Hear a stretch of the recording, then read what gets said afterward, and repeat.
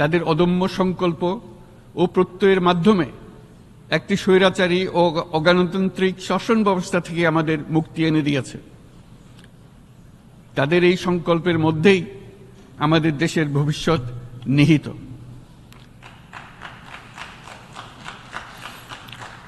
যা এই দেশকে বিশ্ব সম্প্রদায়ের মাঝে একটি দায়িত্বশীল জাতির মর্যাদায় উন্নত করবে বলে আমি বিশ্বাস করি।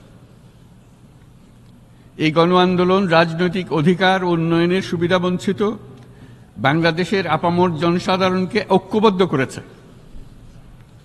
বাংলাদেশের মানুষ উন্নয়ন কর্মকাণ্ডকে অন্তর্ভুক্তিমূলক অংশীদারিত্ব রূপে দেখতে চেয়েছিল।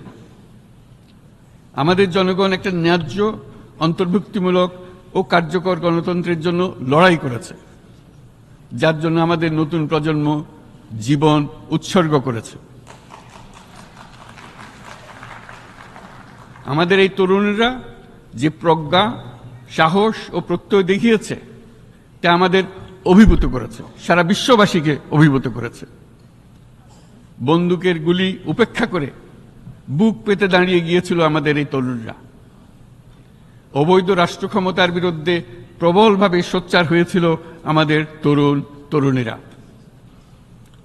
স্কুল পড়ুয়া কিশোর কিশোরীরা। তারা নিঃসঙ্গ চিত্তে উৎসর্গ করেছিল তাদের জীবন। শত শত মানুষ চিরতরে হারিয়েছে তাদের দৃষ্টিশক্তি। আমাদের মায়েরা, দিনমজুরেরা ও শহরের অগণিত মানুষ তাদের সন্তানদের কাঁধে কাঁধ মিলিয়ে নেমেছিল রাজপথে। তপ্ত রোদ, বৃষ্টি, মৃত্যু ভয়কে তোয়াক্কা না করে তারা সত্য ও ন্যায়সঙ্গত আকাঙ্ক্ষার বিরুদ্ধে দীর্ঘকালব্যাপী রাষ্ট্রযন্ত্রকে পরিচালনা করার অশুভ ষড়যন্ত্রকে পরাভূত করেছিল। জনগণের এই আন্দোলনে আমাদের জানা মতে প্রায় 800-এরও বেশি জীবন আমরা হারিয়েছি স্বৈরাচারী শক্তির হাতে।